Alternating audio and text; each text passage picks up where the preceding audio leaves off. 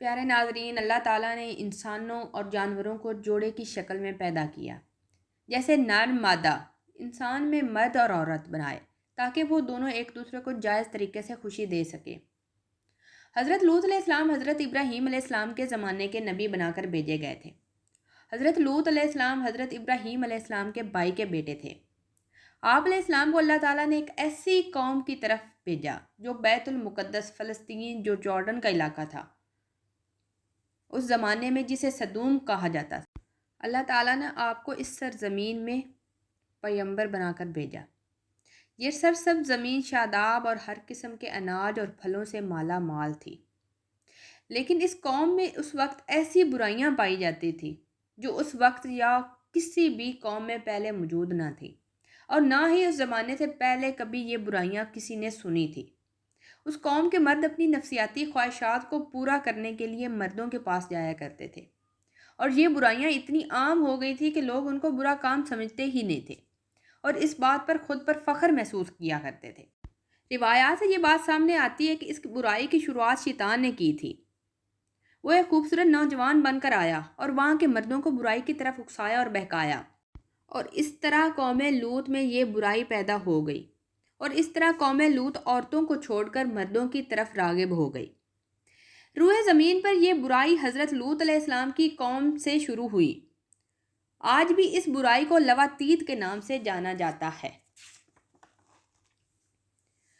لوط علیہ السلام نے اپنی قوم کی اصلاح کی بہت کوشش کی اور کئی برس تک قوم کے اندر رہ کر دین کی دعوت دیتے رہے، نصیحت کرتے رہے اور اللہ تعالیٰ کے عذاب سے ڈراتے رہے، لیکن ان کی قوم پر کوئی اثر نہ ہوا۔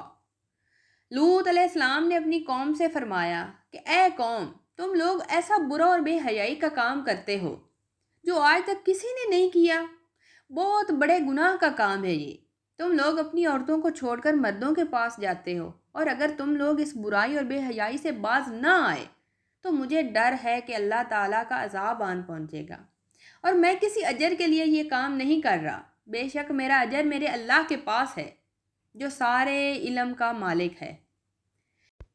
یہ بات حضرت لوط علیہ السلام کی قوم کے جو دولت مند امیر سردار تھے انہوں نے سنی تو کہنے لگے کہ اے لوط، ہمیں نصیحت نہ کرو، تم پاک دامن بنتے رہو، اور اگر نصیحت دینی بند نہ کی تو ہم تمہیں اپنی قوم سے باہر نکال کریں گے۔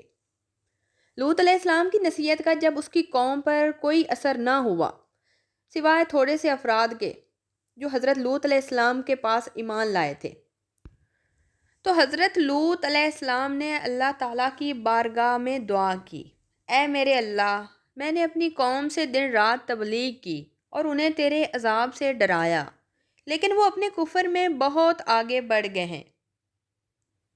اے میرے رب، اب یہ ایمان لانے والے نہیں، میں اب ان کا فیصلہ تیرے ہی ہاتھ چھوڑتا ہوں، اور تو ہی بہتر فیصلہ کرنے والا ہے۔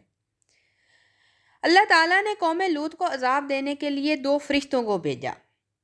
دونوں فرشتے جب نازل ہوئے تو سب سے پہلے حضرت ابراہیم علیہ السلام کے پاس گئے، پھر فرشتے شام ہونے سے پہلے حضرت لوط علیہ السلام کے پاس پہنچے، اور فرشتوں نے کم سن خوبصورت ترین نوجوانوں کی شکل بنائی ہوئی تھی۔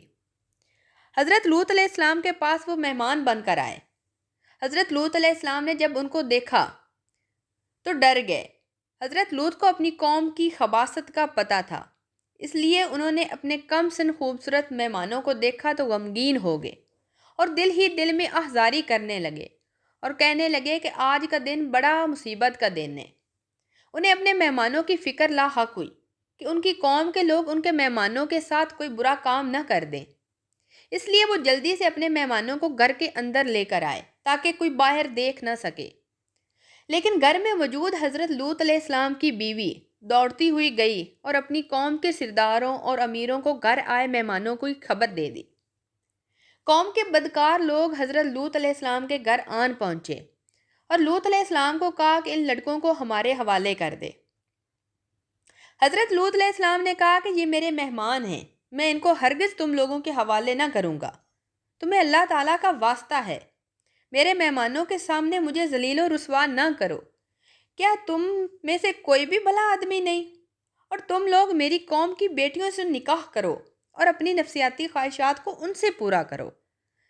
لیکن لیکن ان کی قوم کے لوگ ماننے والے نہیں تھے اور کہنے لگے کہ اے لوط، تم اچھی طرح جانتے ہو ہم کیا چاہتے ہیں، ہم تمہیں کل صبح تک کی مہلت دیتے ہیں، اس کے بعد تم ہمیں روک نہیں سکتے۔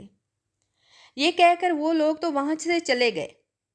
حضرت لوط علیہ السلام اپنی بے بسی پر آنکھوں میں آنسو بھر آئے۔ وہ چاہ کر بھی اپنے مہمانوں کی حفاظت نہیں کر سکتے تھے، کیونکہ ان کی قوم کے بدکار لوگ تعداد میں بھی زیادہ تھے اور طاقت میں بھی بے پناہ تھے۔